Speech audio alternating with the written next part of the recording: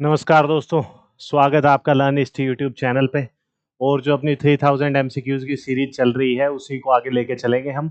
आज जो क्वेश्चन रहेंगे अपने, लास्ट जो वीडियो रहेगी वो इंडियन कॉन्स्टिट्यूशन पे रहेगी। बाकी जो क्वेश्चन है इंडियन कॉन्स्टिट्यूशन पे वो हम बाद में करेंगे। नेक्स्ट वीडियो जो आएगी वो पब्लिक एडमिनिस्ट्रेशन पे, काफ़ी बच्चों को दिक्कत है, तो जो पब एड के जो क्वेश्चन है वो हम करेंगे नेक्स्ट वीडियो से।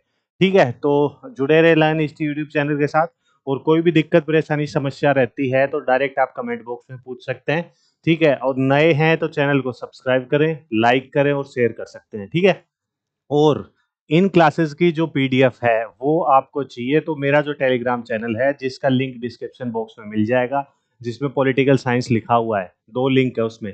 एक तो चौहान सर का है जो हिस्ट्री के रिगार्डिंग है, और एक मेरा लिंक है जो पॉलिटिकल साइंस के रिगार्डिंग है। इन सब क्लासेस की जो पीडीएफ है आपकी इस पे मिल जाएंगी। ठीक है, वो टेलीग्राम चैनल आप ज्वाइन कर सकते हैं। उसमें अदर एक्टिविटीज, क्वेश्चन वगैरह भी मैं डालता रहता हूँ, वो भी आप क्विज सोल्व कर सकते हैं टेलीग्राम चैनल पे जाके। ठीक है, तो आज की वीडियो स्टार्ट करते हैं। पहला क्वेश्चन, हाँ, एक मिनट। हाँ, तो पहला क्वेश्चन क्या कह रहा है कि ये कहता है कि which of the following machinery is most likely to effective. अच्छा, जो मान लो इंटरस्टेट कोई डिस्प्यूट हो गया, उसको सोल्व करने के लिए कौन सी जो मशीनरी है या टूल है वो यूज किया जा सकता है इनमें से। तो सेंट्रल काउंसिल ये नहीं है, finance commission, planning, zonal council ये भी नहीं है, इंटरस्टेट काउंसिल है। ठीक है, इंटरस्टेट काउंसिल, इसका आंसर अपना डी सी आएगा कि interstate council recommended by administrative reforms commission. जब भी इंटरस्टेट काउंसिल की बात की जाती है आपका, तो ये बात कर रहा है आपका आर्टिकल 263 की। ठीक है, और इंटरस्टेट जो काउंसिल होती हैं ये आपकी नॉन परमानेंट होती हैं, ये कभी भी आपकी बनाई जा सकती हैं और हटाई जा सकती है। क्योंकि ये बताने का मतलब इसलिए है क्योंकि जब भी आप क्वेश्चन अटेम्प्ट करते हैं, मान लो इंटर स्टेट काउंसिल पे आपका क्वेश्चन बन गया, ठीक है, और स्टेटमेंट बेस आ गया, उसमें पहला ही स्टेटमेंट ये है कि ये एक परमानेंट है, तो वहीं आपने मान लो उसको सही कर दिया तो वो क्वेश्चन आपका गलत हो गया, ये नॉन परमानेंट है। ठीक है, लेकिन जब आर्टिकल मेंशन है तो ये कॉन्स्टिट्यूशनल तो है ही। ठीक है, भाई आर्टिकल मेंशन है तो कॉन्स्टिट्यूशनल होगी, लेकिन नॉन परमानेंट है। ठीक है, और किसके ऑर्डर पे बनाई जाती है ये प्रेसिडेंट। ठीक है, और चेयरमैन कौन होता है इसका, वो होता है प्राइम मिनिस्टर। ठीक है, ये सारी चीजें आपको ध्यान रखनी है इंटर स्टेट काउंसिल के बारे में कि ये एक नॉन परमानेंट है, आर्टिकल मेंशन है 263 तो कॉन्स्टिट्यूशनल भी होगी। और दूसरी बात, किसके ऑर्डर पे बनाई जाती है, वो प्रेसिडेंट हो गया, और कौन चेयरमैन होता है इसका, प्राइम मिनिस्टर हो गया। ये सारी मोटी मोटी चीजें आपको ध्यान रखनी है इंटर स्टेट काउंसिल में। ठीक है, नेक्स्ट इसे पूछ रहा है कि कितनी committees, how many committees were appointed by the constituent assembly to consider the various aspect of the constitution. तो कितना, 7, 10, 11, 13, ये सारे गलत है, 22 आएगा। ठीक है, फैक्चुअल क्वेश्चन है, ध्यान रखना है 22 कमिटीज आएगा वैसे। ठीक है, नेक्स्ट इसमें आपसे पूछ रहा है कि who among the following prepared the constitution in light of the recommendation of committee decision assembly. अच्छा, कितने मिले में थे, किसने समितियों की सिफारिशों और सभा के निर्णय लोगों संविधान का तैयार किया। देखो, वैसे यदि ड्राफ्टिंग कमेटी के बारे में आपसे बात की जाती है तो उसके जो चेयरमैन कौन होते हैं, वो बाबा भीमराव सिंह अंबेडकर है। ठीक है, लेकिन यहाँ पे इसका आएगा जो कॉन्स्टिट्यूशनल जो आपके एडवाइजर थे वो बी एन राव, इसका आंसर सी आएगा। ठीक है, ले हाँ, सी सही आंसर आएगा। ठीक है, सी आएगा। ड्राफ्टिंग कमेटी के बारे में हम आगे बात करेंगे, जिसमें मेंबर वगैरह और ये सब चीजें पूछी गई हैं। ठीक है, एग्जाम को लेके काफी चीजें चल रही है। देखो, पढ़ाई करके कोई नहीं मरा है कि किसी ने 5-10 दिन पढ़ाई कर ली और बाद में ये पता चला, एग्जाम होना ना होना वो बात की बात है, नोटिफिकेशन आएगा, टाइम लगेगा उसमें। लेकिन ऐसा है कि मान लो एग्जाम हुआ तो इस टाइम को आप वापस नहीं आ सकते, कि ऐसा नहीं है कि आपने मार्वल की मूवीज देखी हुई है डॉक्टर स्ट्रेंज की तरह, वापस इस टाइम में आगे फिर से तैयारी स्टार्ट कर दी। 10-12 दिन, यदि 10-12 दिन 20 दिन आप पढ़ भी लिए तो आपका सब्जेक्ट ही रिफाइन होगा। ऐसे नहीं है कि आपका नेट जेआरएफ हो गया, आपने सब्जेक्ट तब भी छोड़ देना। सब्जेक्ट तो आपने यदि पकड़ लिया है तो ताउमर आपको सब्जेक्ट पढ़ना पड़ेगा, सब्जेक्ट को रिफाइन करना पड़ेगा बार बार। ठीक है, तो पढ़ने से कोई नहीं मरा है तो कम से कम पढ़ तो लो। यदि एग्जाम मान लो रिजल्ट भी दे देते हैं सुप्रीम कोर्ट के ऑर्डर के बाद भी, जैसे नीट का हो गया, तो ऐसा रिजल्ट भी आ जाता है तो वो दूसरी बात है। लेकिन 1% लेके चलते हैं कि यदि एग्जाम हुआ तो फिर टाइम नहीं है। लेकिन सब्जेक्ट तो आपको हमेशा रिफाइन करना है, सब्जेक्ट तो आप पढ़ते रहना। ठीक है, फिर चाहे पीएचडी हो गया, चाहे कोई हो, उसमें कोई भी फील्ड लो आप, पीएचडी में अपने टॉपिक के रिगार्डिंग इंटरनेशनल रिलेशन लो, चाहे फिर चाहे आप किसी पे भी लो, western political thought, Indian political thought, तो अपना सब्जेक्ट तो आपको रिफाइन हर स्टेज पे करना पड़ेगा, छोड़ तो सकते ही नहीं आप। ठीक है, ड्राफ्टिंग कमेटी के बारे में बात कर रहा है, इंडियन कॉन्स्टिट्यूशन की कौन चेयर करता है, तो इसका जो सही आंसर आएगा ये आएगा डॉक्टर भीमराव सिंह अंबेडकर। ये तो सबको पता है, ये आपके कॉन्स्टिट्यूशनल एडवाइजर थे। ठीक है, और सच्चिदानंद सिन्हा जी टेम्परेरी जो आपके वो बनाए गए थे, चेयरपर्सन बनाए थे। उसके बाद जो कॉन्स्टिट्यूशन असेंबली जो परमानेंट उसके बनाए थे, राजेंद्र प्रसाद जी बनाए थे। ड्राफ्टिंग कमेटी के बारे में बात करते हैं, इसके जो मेंबर, तो चेयरमैन तो हो गए doctor B are Ambedkar ji. ठीक है, टोटल 7 मेंबर थे। ठीक है, फिर कौन आएगा? सबसे पहले ड्राफ्टिंग कमेटी है तो इसको अपॉइंट कब किया गया था? आजादी के एग्जैक्ट 2 वीक बाद। ठीक है, तो 29 अगस्त 1947। ये डेट भी आपसे काफी बार डायरेक्ट पूछी जाती है। ठीक है, एग्जैक्ट 15 अगस्त के 2 वीक बाद लगा दो। ठीक है, तो 29 अगस्त 1947। ठीक है, तो तो पहले जो चेयरमैन तो हो गए, उसके बाद कौन है? उसके बाद आते हैं आपके बी एल मित्तर। ठीक है, फिर कौन आते हैं? के एम मुंशी। ठीक है, 3 हो गए, के एम मुंशी, कृष्णा स्वामी अय्यर। ठीक है, फिर आएगा एन गोपाल स्वामी। ठीक है, फिर आएंगे आपके मोहम्मद,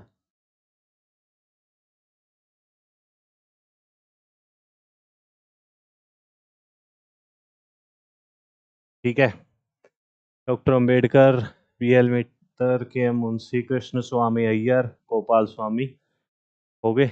और लास्ट कौन बच गया आपके? डीपी है। ये 7 के 7 मेंबर आपको याद होने चाहिए। ठीक है, क्योंकि ये कभी भी आपसे पूछे जा सकते हैं।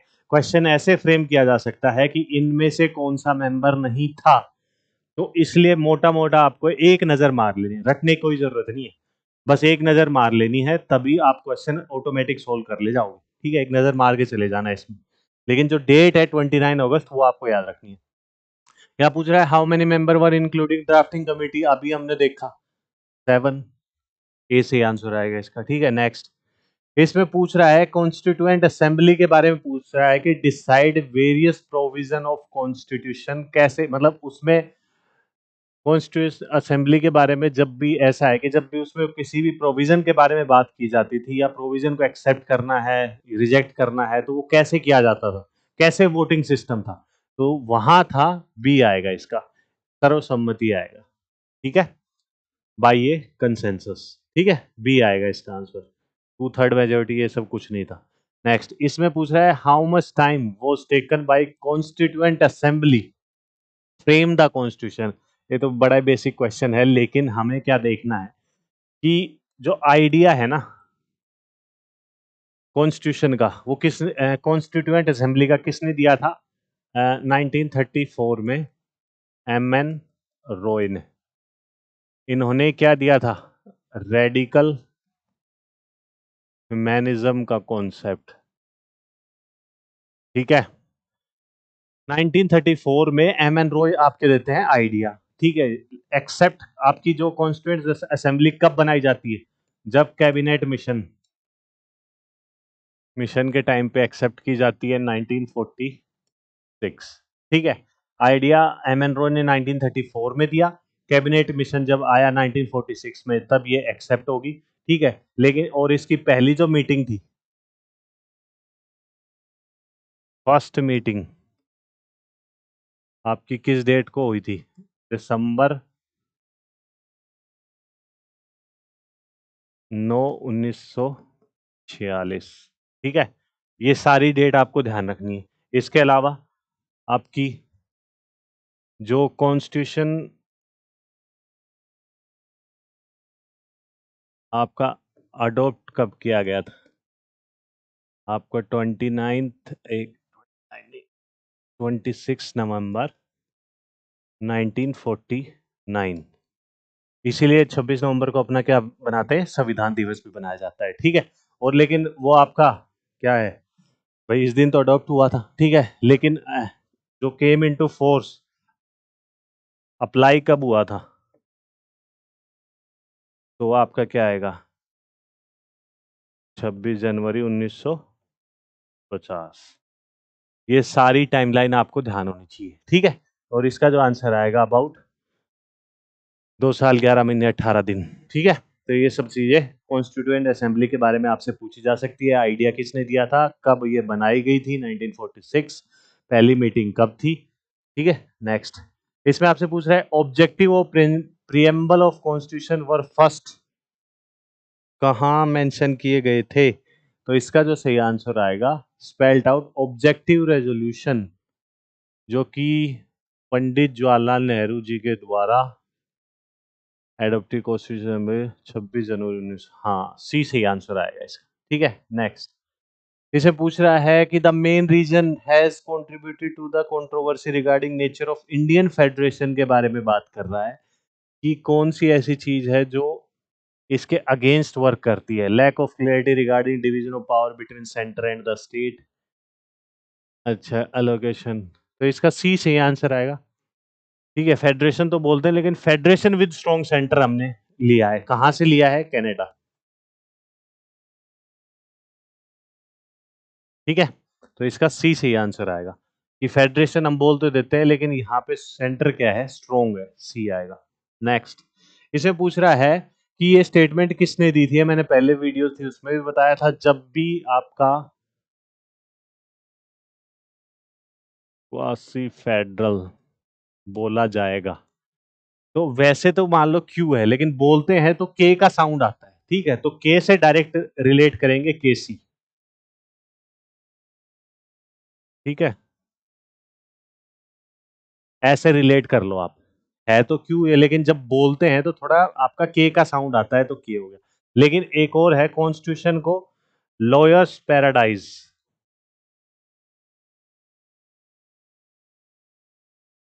ये कौन बोलते हैं कि कॉन्स्टिट्यूशन क्या है, वकीलों के लिए इंडियन कॉन्स्टिट्यूशन स्वर्ग है, ये जैनिंग ने बोला था। ये दोनों स्टेटमेंट बहुत इंपॉर्टेंट है, ये आपको ध्यान रखनी है। ठीक है, इसको तो आप रिलेट कर सकते हैं के से, और इसको लॉयर्स पैराडाइज आपका जैनिंग ने बोला था। ठीक है, नेक्स्ट। इसे पूछ रहा है कि main federal feature of the constitution, जब भी आपसे पूछा जाए, एक तो जो फेडरल फीचर है वो रटने की जरूरत नहीं है। ठीक है, बस आपको ये देखना है, जब भी आपसे फेडरल फीचर के बारे में बात करता है, तो आपको क्या करना है, आपको सिर्फ ये चीज देखनी है कि जो स्टेटमेंट हमें दी गई है, उस स्टेटमेंट में जो सेंटर की जो पावर है वो लिमिट हो रही है, नहीं हो रही। ऐसा नहीं है कि स्टेट को जो कंप्लीट पावर दी जा रही है, जैसे सिंगल सिटीजनशिप का कॉन्सेप्ट हो गया। ठीक है, वहां स्टेट का कोई रोल है ही नहीं इंडिया में, वहां सारा सेंटर देखता है, तो मतलब सारी पावर किसके पास चलेगी, सेंटर के पास चलेगी। तो यहाँ पे क्या है, जो स्टेट के पास कोई पावर नहीं हुई, सेंटर के पास सारी पावर चलेगी, तो ये फेडरल फीचर नहीं होगा। बस ऐसे देखना है, थोड़ी सी कॉमन सेंस लगानी है। ठीक है, तो इसमें क्या है भाई, फेडरल फीचर पूछ रहा है, डिवीजन ऑफ पावर, बिल्कुल सही बात है, डिवीजन ऑफ पावर ऑटोमेटिक ही बोल रहा है, तो फेडरल फीचर तो हो गई। सुप्रीमेसी ऑफ द कॉन्स्टिट्यूशन, बिल्कुल ठीक बात है कि सेंटर अपनी मनमानी नहीं कर सकता। अभी क्या है, वर्ड को देख के चलना है। यदि यही आपसे कहा, मान लो कॉन्स्टिट्यूशन देख के, डायरेक्ट कॉन्स्टिट्यूशन देख के नहीं एकदम दिमाग खराब कर देना है कि कॉन्स्टिट्यूशन देखा सीधा फेडरल पे टिक कर दिया, ये तो फीचर होगा ही, ऐसा भी नहीं है। आपको पूरी स्टेटमेंट पढ़नी है कि जब भी सुप्रीमेसी ऑफ कॉन्स्टिट्यूशन सिर्फ ये लिखा हुआ है, तो इसका मतलब ये है कि सेंटर अपनी मनमानी नहीं कर सकता, उसको कॉन्स्टिट्यूशन के हिसाब से ही चलना पड़ेगा। ठीक है, लेकिन यहीं मैं लिख दूं इस स्टेटमेंट को कि सिंगल कॉन्स्टिट्यूशन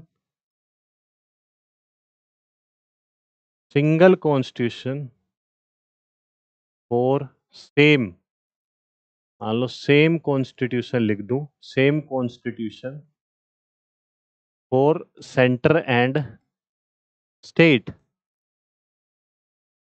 तो यहां ये जो स्टेटमेंट है ना, ये स्टेटमेंट फेडरल फीचर नहीं होगा, क्योंकि यहां पे सेंटर और स्टेट को एक तराजू में ही रखा गया है, कोई स्पेशल स्टेट को प्रिविलेज नहीं दी गई है, सेंटर को और स्टेट को एक ही तराजू में रखा गया है बराबर।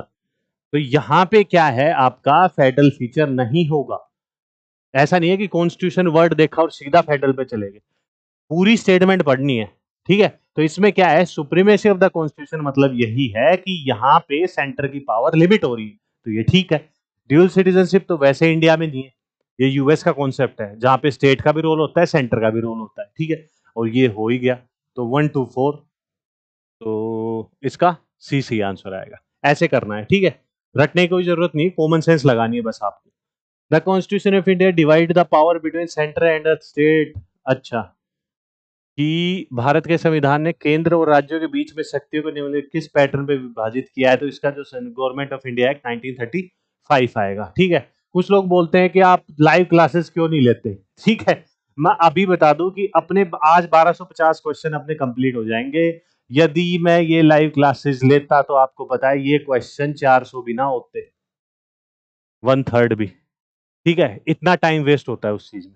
डायरेक्ट आपको एमसीक्यूज लगाने, आपको एमसीक्यूज लगाने प्रैक्टिस के लिए, तो रिकॉर्डेड क्लासेस में ही ज्यादा एमसीक्यूज होते हैं। ठीक है, वो टाइम वेस्ट है, उसमें लगे पड़े हैं चैट में, एक क्वेश्चन किया 10 मिनट में, क्या फायदा उसका, 10 मिनट में 10 क्वेश्चन हो रहे, जिसमें आपको एक्सप्लेनेशन भी मिल रही है। बाकी किसी क्वेश्चन में दिक्कत है तो आप डायरेक्ट कमेंट बॉक्स में बता दो, मैंने आपको बताया है कि भाई अपना टेलीग्राम चैनल ज्वाइन कर लो, उस पर भी बता सकते हो क्वेश्चन।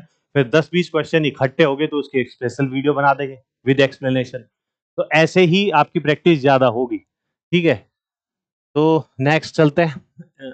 ये हो गया क्या, कॉन्स्टिट्यूशन डिवाइड द पावर, हाँ 1935। Next, centre enjoy exclusive rights जैसे, अच्छा तो भाई सेंटर का बिल्कुल ही पावर, सारी पावर तो किस पे होगी आपका, हाँ यूनियन लिस्ट पे होगी।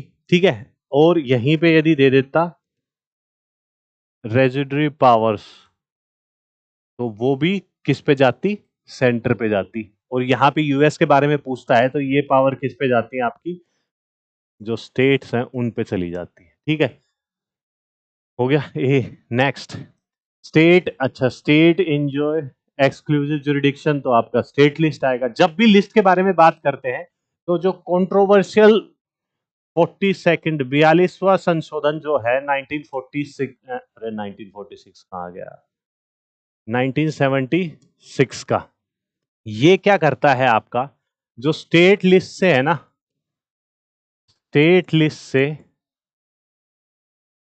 5 आइटम ट्रांसफर कर देता है कहां, कॉन्करेंट लिस्ट में। ये आपको याद रखने हैं, कभी भी पूछा जा सकता है किसी भी क्वेश्चन में कि यदि या तो आपको ये 5 आइटम दे देगा और आपको कॉन्स्टिट्यूशनल अमेंडमेंट पूछ लेगा, या आपको 42वां संशोधन दे देगा और बता देगा कि ये स्टेट लिस्ट से कॉन्करेंट लिस्ट में कौन कौन से आइटम इसने ट्रांसफर किए थे। तो पहला आपको याद रखना है, पहला आपका आएगा आपका एजुकेशन, कि मतलब एजुकेशन पे अब सेंटर स्टेट दोनों ही काम कर सकते हैं, क्यों, क्योंकि ये कॉन्करेंट लिस्ट में गया। ठीक है, एजुकेशन, फॉरेस्ट, ठीक है, और क्या आएगा, वेट्स एंड मेजरमेंट, ठीक है, और क्या आएगा, एजुकेशन हो गया, फॉरेस्ट हो गया, वेट एंड मेजरमेंट हो गया, एक आएगा आपका प्रोटेक्शन,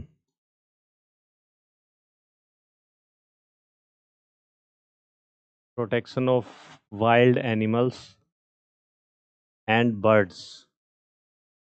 ठीक है, और लास्ट आपका आएगा, यहीं कर देगा, यहां कर देता हूं,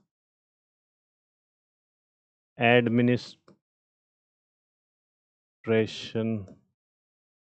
ऑफ जस्टिस एक्सेप्ट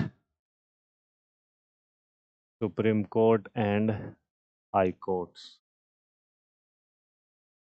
ये 5 के 5, specially education, forest and protection of wild, ये आपको याद ही याद रखने हैं जब भी लिस्ट के बारे में बात करते हैं। तो जो ये आपका जो कंट्रोवर्शियल 42nd अमेंडमेंट एक्ट 1976 का है, ये पूछे ही पूछे जाते हैं। तो ये 5 जो आइटम है जो स्टेट लिस्ट से आपके कॉन्करेंट लिस्ट में ट्रांसफर कर दिए गए थे, ये आपको याद रखने हैं, कभी क्वेश्चन बन सकता है। ठीक है, नेक्स्ट पे चलते हैं। The list which contain subjects over both centre and the state. अच्छा, वह सूची जिसमें विषय शामिल है जिन पर केंद्र और राज्य दोनों ही काम कर सकते हैं, तो आपका कॉन्करेंट लिस्ट आएगा ना। Next, both centre and state legislation subject concurrent but in case clash between two laws. अच्छा ठीक है, ये कहता है कि केंद्र और राज्य दोनों जो सूचियां हैं उन विषयों पर कानून बनते हैं, लेकिन दोनों कानून के बीच में यदि टकराव आ जाए तो किसको ऊपर रखा जाएगा, तो इसको आएगा सेंट्रल लॉज प्रिवेल्स। आपका जो केंद्रीय कानून को कायम रखा जाएगा। लेकिन यहाँ पे एक कंडीशन और भी है, वो नेक्स्ट क्वेश्चन में भी हम देखेंगे। ठीक है, इसमें पूछ रहा है कि रेजिडरी जो पावर है रेफर टू दोज पावर। अब भाई ये तो सीधा सा आपके पास किसके पास जाती है, यूनियन गवर्नमेंट सेंटर के पास जाती है। कौन कौन सी पावर होती है आपका, साइबर लॉज। ठीक है, अरे क्या हो गया, और क्या आता है, साइबर लॉज हो गया, और सॉफ्टवेयर्स, और क्या हो गया, ई कॉमर्स, और क्या है, hardware.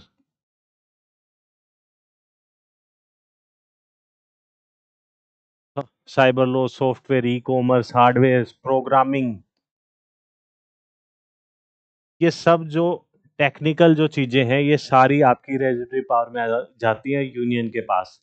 Refer to which include list not include any. हाँ, ये तीनों ही लिस्ट में नहीं आती, ये उनके अलग है, कॉन्स्टिट्यूशन में डिफाइन किया गया है। कौन से आर्टिकल में, आपका आपका आर्टिकल 248 में रेजिडरी पावर के बारे में आपसे पूछा जा सकता है कि कौन से आर्टिकल में आपका मेंशन की गई है, आर्टिकल 248। ठीक है, लेकिन वो जरूर याद रखनी है आपको। ठीक है, नेक्स्ट, इसमें पूछ रहा है इस state law on a subject in concurrently get precedence और the central law on the से। हाँ, ये आ गया, देखो कि जो समवर्ती सूची के विषय में राज्य को कानून उसी विषय पर केंद्रीय कानून की तुलना में प्राथमिकता मिलती है, वहां तो हमने बोल दिया था कि जो जो सेंटर का लॉ है वो प्रिवेल करेगा, लेकिन यहाँ पे थोड़ा उल्टा है। कब कब उसको प्राथमिकता, जो आपका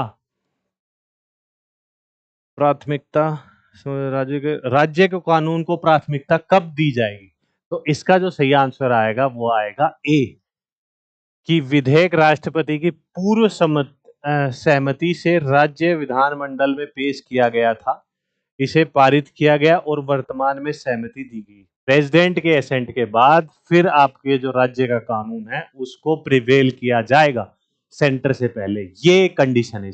बस ये याद रखना है। ठीक है, बस और कुछ ज्यादा है नहीं इसमें, तो ए सही आंसर आएगा इसका। Next, major portion of Indian constitution, तो स्पेशल मेजोरिटी, इसके हिसाब से आएगा simple majority and special majority, option के हिसाब से डी सही आंसर आएगा। अमेंड किया जाता है आर्टिकल 368, और अमेंडिंग प्रोसीजर हमने कहां से लिया है, साउथ अफ्रीका से। ठीक है, अब ये कह रहा है कि despite the presence of number of federal features. अच्छा ठीक है जी, जहां पे सेंटर की पावर लिमिट होती है, लेकिन जो वर्ड है ना फेडरल, ये अपने कॉन्स्टिट्यूशन में कहीं डिफाइन नहीं है। ये भी आपसे पूछा जा सकता है, स्टेटमेंट बेस्ड भी पूछा जा सकता है कि the Indian constitution following unitary feature, कि चलो मान लिया कि आपका फेडरल बोला तो गया है, लेकिन कौन कौन से यूनिटरी फीचर्स हैं, तो appointing governor bye the president, state का कोई रोल नहीं है, ये बात ठीक है। सेम कॉन्स्टिट्यूशन, अब देखो ये आ गया, same constitution for the centre and the state, तो यहाँ पे सेंटर और स्टेट को बराबर एक तराजू में रखा गया है, तो ये एक यूनिटरी फीचर होगा। ऐसा नहीं है कि कॉन्स्टिट्यूशन वर्ड देखा और सीधा आपको टच कर दिया कि लो जी ये फेडरल फीचर ही होगा, नहीं। जब भी सुप्रीमेसी ऑफ द कॉन्स्टिट्यूशन आता है तो वो फेडरल फीचर होगा, ये डिफरेंस वर्ड में डिफरेंस रखना है। और यहाँ पे है same constitution for centre and the state, तो ये क्या आएगा, यूनिटरी फीचर आएगा। ठीक है, अब क्या है, rights of parliament to change the boundaries of the state, बिल्कुल। आर्टिकल आपको पता होगा, आर्टिकल 2 एंड आर्टिकल 3, इसके बीच में, इन दोनों आर्टिकल के बीच में डिफरेंस क्या है, जब भी आर्टिकल 2 के बारे में बात करते हैं, फॉर एग्जांपल जो मान लो कोई स्टेट है, बाहर का है, यूनियन का भी पार्ट नहीं है, आर्टिकल 2 की बात कर रहा हूं मैं, तो मान लो नेपाल को हमने इंडिया में मिला दिया, पाकिस्तान को मिला दिया, तिब्बत को मिला लिया, तो जब जो अभी के लिए यूनियन का पार्ट नहीं है और उनको हम अपनी यूनियन में मिला रहे हैं, तो जब एक्सटर्नल स्टेट को हम मिलाते हैं तो डील करता है आपका आर्टिकल 2। ठीक है, और जब अंदर के ही जो स्टेट हैं जो अभी प्रेजेंट हैं यूनियन में, उनकी बाउंड्री चेंज करना, थोड़ा मोड़ा चेंज करना, या एक स्टेट को दो पार्ट में डिवाइड करना, ठीक है, तो आता है आपका जब इंट्रा नेशन की बात की जाए, कि विद इन इंडिया की बात की जाए, अभी के लिए जो यूनियन है उसके अंदर की बात, और जो एक्सटर्नल जो यूनियन में मिलाने के लिए, आप मान लो नेपाल मिला लिया आपका, फॉर एग्जांपल तिब्बत मिला लिया, पाकिस्तान मिला लिया इंडिया में, तो आर्टिकल क्या करेगा, 2 डील करेगा। ऐसे ही क्या है, ये बाउंड्रीज ऑफ द, तो ये सारा क्या आता है पार्लियामेंट के, ये भी ठीक है। Approval of the state budget of the parliament, 1 2 3, ए से आंसर आएगा इसका। ठीक है, ये आपको याद रखना है। एक टर्म और बता देता हूं मैं आपको, जब फेडरल और यूनिटरी फीचर्स की बात हो रही है, तो एक तो आता है आपका इंटीग्रेटेड जुडिशरी, एक आपका आता है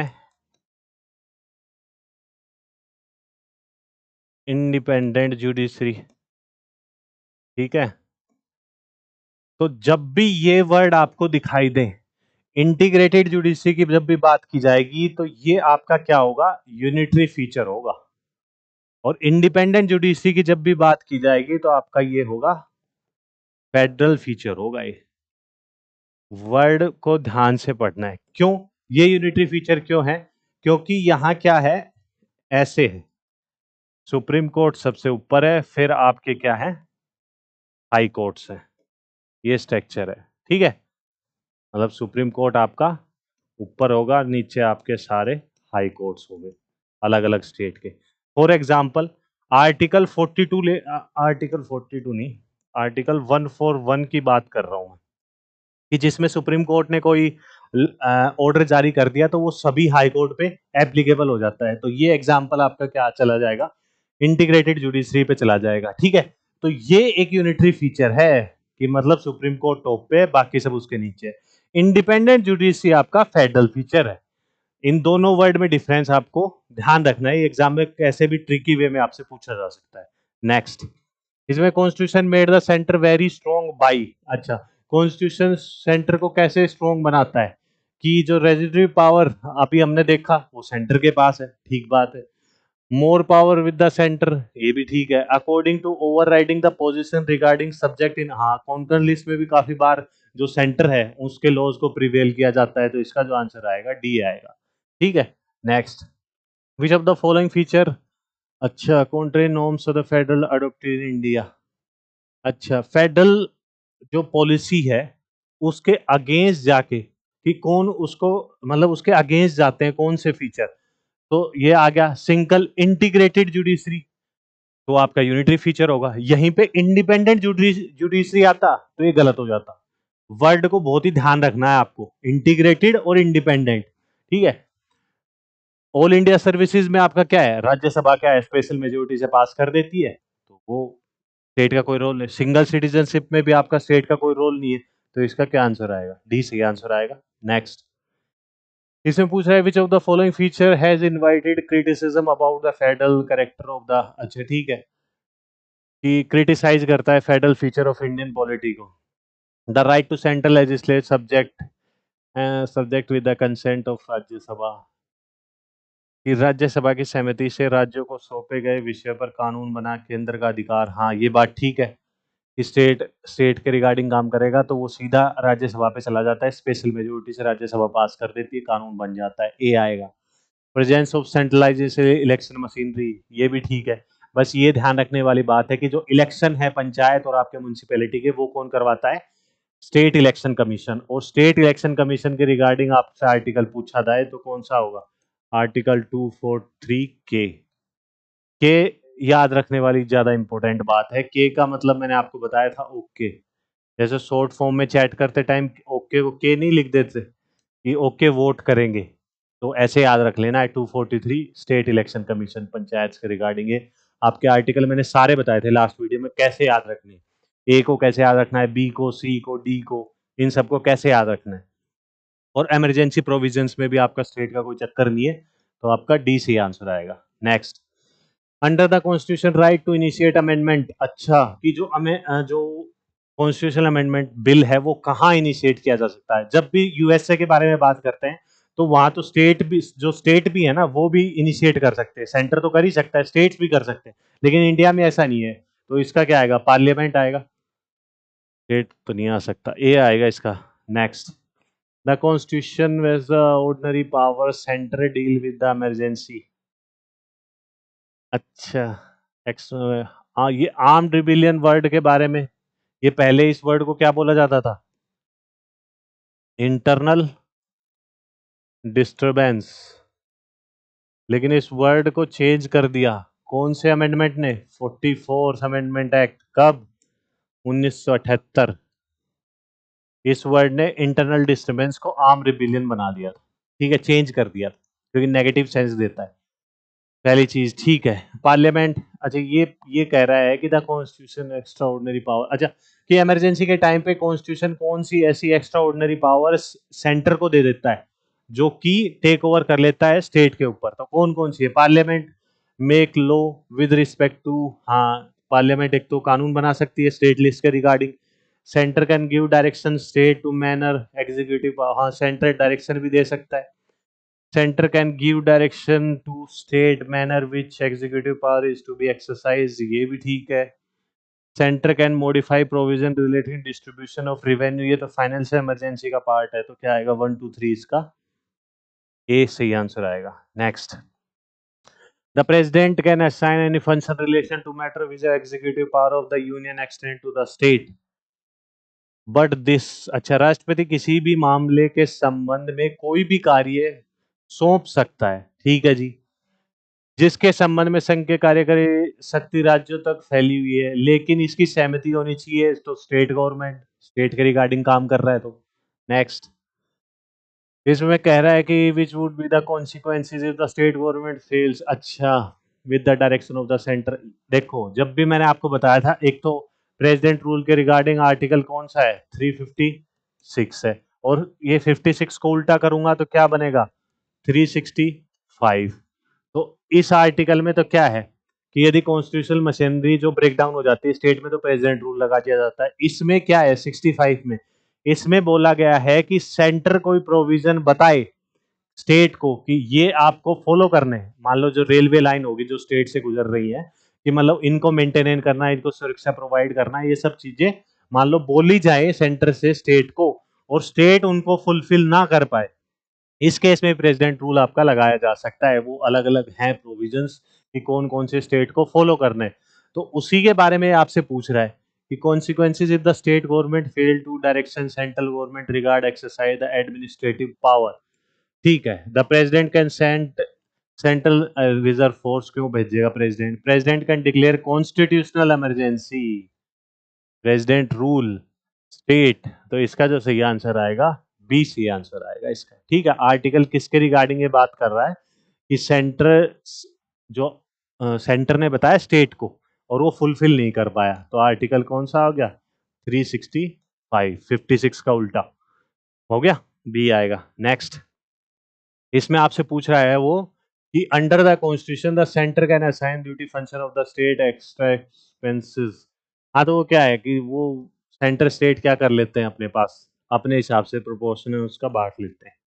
नेक्स्ट, इसमें पूछ रहा है कि single judicial system of India. अच्छा, लेकिन इसमें भी क्या है कि जो सेंटर की जो डोमिनेंस है स्टेट पे वो भी है। वो कौन, किस केस में, कि जज ऑफ द, जो जज है सुप्रीम कोर्ट और हाई कोर्ट के appointed by the president and state का कोई रोल नहीं है। बात सही है। Under the constitution it is obligatory the union as well as state government to give full faith public record preceding judicial decision supreme court as, ये भी ठीक है कि भाई स्टेट कैन रिमूव जज of the high court, state नहीं कर सकता जी जजेस ऑफ द हाई कोर्ट को रिमूव।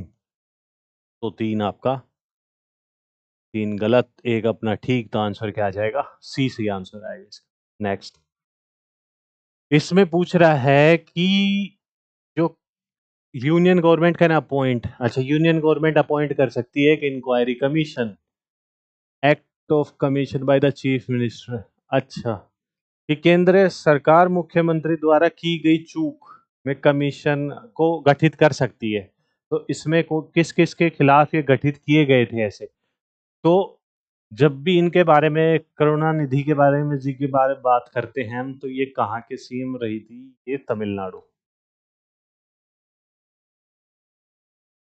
प्रताप सिंह कैरो पंजाब, और ये आपके रहे थे राव आंध्र प्रदेश। ठीक है, तो इसका जो सही आंसर आएगा डी सही आंसर आएगा। नेक्स्ट, इसमें कॉन्स्टिट्यूशन डज नॉट में distribution of resources between centre and state leave same. अच्छा, संविधान केंद्र और राज्यों के बीच संसाधनों का वितरण नहीं करता है, इसे वैसे ही छोड़ देता है। तो इसका determined from state time to time by the centre, इसका ए सही आंसर आएगा। नेक्स्ट, अब ये कह रहा है कि distribution of revenue between centre and the state, ये किसके मतलब किस हिसाब से फॉलो किया जाता है? तो government of India act 1935, Canadian constitution का आपको पता ही है कि फेडरेशन विद स्ट्रॉन्ग सेंटर, ये हमने यहां से लिया है। अमेरिकन कॉन्स्टिट्यूशन से तो काफी कुछ है, आपका प्रियम्बल हो गया, ठीक है, फंडामेंटल राइट्स, ठीक है, Donald Trump, impeachment of president, impeachment of president procedure, impeachment of pro, ठीक है, और क्या आएगा? जुडिशियल रिव्यू, ये सब सारी जो इंपॉर्टेंट चीजें हैं ये हमने यूएस से ली हैं। ठीक है, नेक्स्ट पे चलते हैं। इसमें authority of boundaries of the states rest with, अच्छा, कि जो स्टेट की बाउंड्रीज वगैरह चेंज कर सकता है तो आपका पार्लियामेंट हो गया। आर्टिकल अभी मैंने बताया था डिफरेंस आपको, आर्टिकल दूसरा और आर्टिकल आपका तीसरा, इन दोनों के बीच में आपको डिफरेंस पता होना चाहिए कि आर्टिकल 2 जब भी किससे डील करता है कि जो जो आपके जो टेरिटरी है वो यूनियन से बिलोंग नहीं करती और उनको इंक्लूड करना है।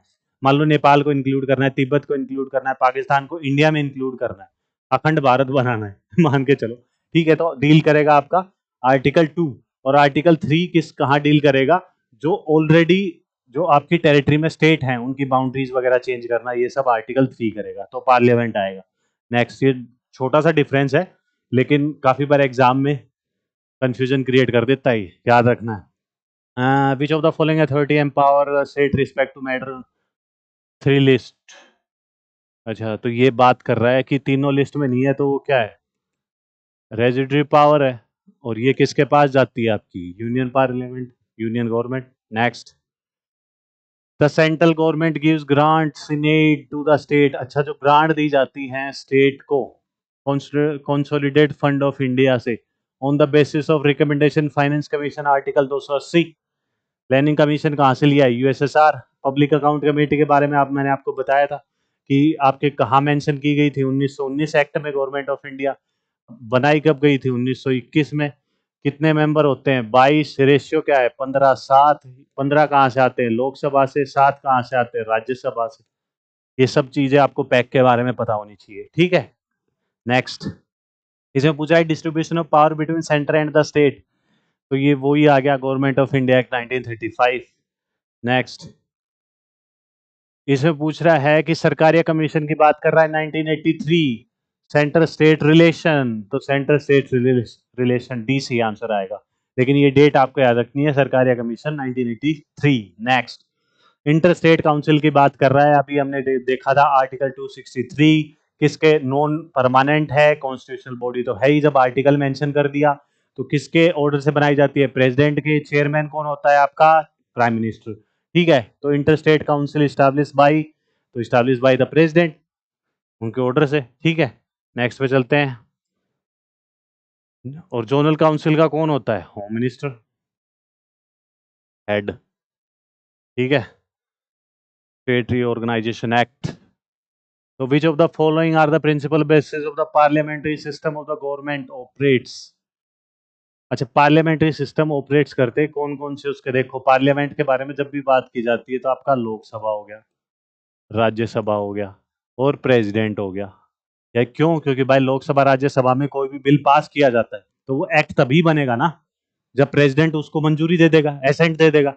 ठीक है, तो इसलिए प्रेसिडेंट को रखा जाता है, लेकिन प्रेसिडेंट इनका मेंबर नहीं होता है लोकसभा राज्यसभा का। ठीक है, तो इसलिए पार्लियामेंट का रखा जाता है। तो ये क्या होगा? नॉमिनल हेड, एग्जीक्यूटिव हेड, तो किसकी बात कर रहा है? घुमा फिरा के प्रेसिडेंट की बात कर रहा है, प्रेसिडेंट ही होगा ये तो। ये अपना ठीक है। वाइस प्रेसिडेंट, इसका कोई ज्यादा रोल नहीं है। Real executive authority council of minister, क्योंकि वो उनको असिस्ट करती है। एग्जीक्यूटिव रिस्पॉन्सिबिलिटी रोल तो 1-3 से ही आंसर आएगा ऑप्शन के हिसाब से। Next, directive principle of state policies कहाँ से ली है? आयरलैंड से। आयरलैंड ने कहाँ से ली थी? स्पेनिश कॉन्स्टिट्यूशन से। Classified in the following groups, मैंने आपको बताया था। आपका लिबरल प्रिंसिपल्स भी हैं, सोशलिस्ट भी हैं और गांधीयन भी हैं, कम्युनिस्ट नहीं है। 3 में डिवाइड किया था। सारे आर्टिकल कौन से प्रिंसिपल में कौन से आर्टिकल पढ़ते हैं ये सभी मैंने प्रीवियस वीडियो में बताए हैं, वो जाके देख सकते हैं आप। Next, subject on which the state government enjoy exclusive power, तो सब्जेक्ट तो स्टेट, सेंट्रल गवर्नमेंट तो स्टेट लिस्ट ही आएगा ना। नेक्स्ट, इसे पूछ रहे विच of the following deal the financial relation between union and the state. अच्छा, फाइनेंशियल आर्टिकल की बात कर रहा है, तो आर्टिकल क्या आएगा? 260 नहीं, आपका आर्टिकल आएगा, इसमें गलत दे रखा है। आपका आएगा आर्टिकल 268 से 293। और कौन से पार्ट में पड़ता है ये? पार्ट आपका 12। ठीक है, आर्टिकल 268 से आर्टिकल 293 में फाइनेंशियल रिलेशन की बात कर रहा है, पार्ट आपका 12। नेक्स्ट, 44th अमेंडमेंट एक्ट के बारे में बात कर रहा है आपका 1978 कि इसने कम संशोधन किस स्वतंत्रता को कम करता है? तो इसका जो आंसर आएगा, राइट टू प्रॉपर्टी हो गया। आर्टिकल कौन सा था? आर्टिकल 31। और इसको कहाँ डाल दिया? 301। अब आपका जो राइट टू प्रॉपर्टी है वो फंडामेंटल राइट नहीं रहा, 1978 के बाद ये कॉन्स्टिट्यूशनल राइट हो गया। ठीक है, क्योंकि यहाँ से हटा दिया था। Next, directive principle of state policies के बारे में एक ये जो स्टेटमेंट दी गई थी, ये किसकी थी? तो ये जो स्टेटमेंट थी ये केटी शाह जी की थी। ठीक है, नेहरू जी ने, ये तो आपके कॉन्स्टिट्यूशनल एडवाइजर हो गए। नेहरू जी ने एक बार गवर्नमेंट ऑफ इंडिया एक्ट जो आया था 1935 का, इसके बारे में स्टेटमेंट दी थी। एक तो क्या कि ये जो चार्टर है ना, ये क्या है? ये है चार्टर ऑफ स्लेवरी। ठीक है, और क्या है? इन्होंने दूसरी स्टेटमेंट क्या दी थी कि ये क्या है? Machine with all brakes, no engine. ठीक है, ये स्टेटमेंट भी नेहरू जी ने गवर्नमेंट ऑफ इंडिया एक्ट 1935 के लिए दी थी। डायरेक्ट स्टेटमेंट आपसे पूछी जा सकती है, ध्यान रखना इसको। ठीक है, नेक्स्ट, 42nd अमेंडमेंट एक्ट कब का है? 1976। तो इसने क्या किया था? Amendment extended the term of Lok Sabha. भाई इस क्वेश्चन को देख के क्या लगता है कि यदि जो लोकसभा की टाइम कितना है, ड्यूरेशन कितना है? 5 साल है। यदि इस 5 साल को बढ़ाना है तो आपको क्या, किस में डालना पड़ेगा? आपको अमेंडमेंट करना पड़ेगा, जो एक्ट पार्लियामेंट में जो एक्ट जो पास वो करना पड़ेगा। ठीक है, जो पार्लियामेंट में एक्ट पास करना पड़ेगा यदि आपको जो ड्यूरेशन है लोकसभा की वो 5 साल से ज्यादा बढ़ानी है। तो ये बात कर रहा है आपकी 5th लोकसभा की, और जो कब हुई थी? 1971 से चलनी चाहिए थी 1976, लेकिन 1 साल उसकी बढ़ा दी गई थी, तो वो चली थी 1971 से 1977। इसका ठीक है, 6 साल बढ़ा दी गई थी। हाँ, तो 6 साल ये बात कर रहा है 5th लोकसभा की। 42nd अमेंडमेंट एक्ट ने ये किया था। तो क्वेश्चन घुमा के भी आपसे पूछा जा सकता है। ठीक है, तो ध्यान रखना है 42nd amendment act. Under the parliament system of the government, ऐसे याद रख लो, इंदिरा गांधी जी की गवर्नमेंट थी और उनको ज्यादा टाइम चाहिए था। बेसिकली ऐसा कुछ नहीं था, इमरजेंसी चल रही थी इसलिए ड्यूरेशन बढ़ाया गया था। Under the parliament system of the government the real executive authority, real के बारे में बात कर रहा है, तो मतलब क्या बात कर रहा है, डी फैक्टो। और डी फैक्टो के बारे में जब भी बात की जाती है तो आपका जाएगा प्राइम मिनिस्टर। यहीं पे नॉमिनल पूछता तो जाता डी जोर, तो किस पे जाता, प्रेसिडेंट। ठीक है, नेक्स्ट। इसमें पूछ रहा है the constitution of India provide federal system. अच्छा, फेडरल सिस्टम प्रोवाइड करता है। द सेंटर विद इन जो को equal power with the state, provide federation system. अच्छा, ये कनाडा से हमने लिया था जी, federation system with strong centre, पूरी स्टेटमेंट ये है। तो विद स्ट्रॉन्ग सेंटर पूरा, जो कनाडा से हमने लिया था, federal system with strong centre. Next, under the Indian federal system centre क्या करता है, कैन कर्टेल पावर स्टेट। अच्छा, हाँ, जो पावर है उस स्टेट की वो कम कर सकता है ड्यूरिंग इमरजेंसीज, ए सही आंसर आएगा। Next, the constitution of India insured independence of judiciary. अच्छा, इंडिपेंडेंस ऑफ जुडिशरी कॉन्स्टिट्यूशन कैसे मतलब बताता है, इंश्योर करता है। तो एक तो क्या है, प्रोवाइडिंग सिंगल जुडिशरी ना, इंश्योरिंग सिक्योरिटी ऑफ टेन्योर जजेस, ठीक है। Protecting salary services condition of the, ये भी ठीक है। प्रोहिबिशन जज from carrying practices court of law after retirement, हाँ ये भी ठीक है। तो 2 3 4 बी सही आंसर आएगा इसका। नेक्स्ट, इसे पूछ रहा है power of judicial review. Judicial review हमने कहां से लिया है, तो ये कहां से लिया, हमने यूएस से लिया है। और जुडिशियल रिव्यू को बेसिक फीचर ऑफ कॉन्स्टिट्यूशन बोला जाता है, डिक्लेयर कर दिया गया था कौन से केस में, इंदिरा गांधी वर्सेस राम नारायण केस, कब का है, 1975 का, 1975 का। तो उस टाइम पे क्या कर दिया गया था, जुडिशियल रिव्यू को बोल दिया गया था कि ये basic feature of the constitution है। टाइमलाइन बहुत इंपॉर्टेंट है, जब ये 1975 की बात कर रहा है तो केशवनंद भारती केस अब कब आया था आपका, 1973 में। उसमें बता दिया गया था कि आप कुछ भी अमेंडमेंट करो, बस कम से कम इतना ध्यान रखो कि जो बेसिक फीचर है पार्लियामेंट उसको अमेंड ना करे। तो उसमें कॉन्सेप्ट आ गया था। और यहां पे क्या कर दिया, सुप्रीम कोर्ट ने बोल दिया कि basic feature of the constitution है आपका जुडिशियल रिव्यू, 1975 में 2 साल बाद ही बेसिक फीचर बना दिया। लेकिन केस आपको याद रखने की जरूरत है, ठीक है। तो इसका मतलब क्या होता है जुडिशियल रिव्यू का, तो यही होता है कि right to judiciary to declare law passed by legislation decision by executive unconstitutional. अच्छा, वही बात है कि मान लो पार्लियामेंट में कोई लोकसभा राज्यसभा में बिल पास हुआ, प्रेसिडेंट के पास गया, एसेंट मिल गया, एक्ट बन गया, अमेंडमेंट आपने कर दिया, लेकिन वो चीज गई सुप्रीम कोर्ट, जुडिशियल रिव्यू ले लिया गया। सुप्रीम कोर्ट ने देखा कि ये तो बेसिक फीचर था, पार्लियामेंट ने इसको अमेंड कर दिया, भले ही उसके पास मेजोरिटी हो, लेकिन सुप्रीम कोर्ट बोलेगा कि भाई ये तो basic feature of the constitution है, ये आप अमेंड नहीं कर सकते, वो उसको हटा देगा कि हम इसको गलत मानते हैं, ऐसा तुम अमेंड नहीं कर सकते। तो इसको बोलते हैं पूरी प्रोसेस को जुडिशियल रिव्यू, कि यदि पार्लियामेंट ने कोई जो आपका लोकसभा राज्यसभा में बिल पास करके कॉन्स्टिट्यूशन को अमेंड करने की कोशिश की है, जो कि basic feature of the constitution था, तो सुप्रीम कोर्ट उसको रिजेक्ट कर सकता है।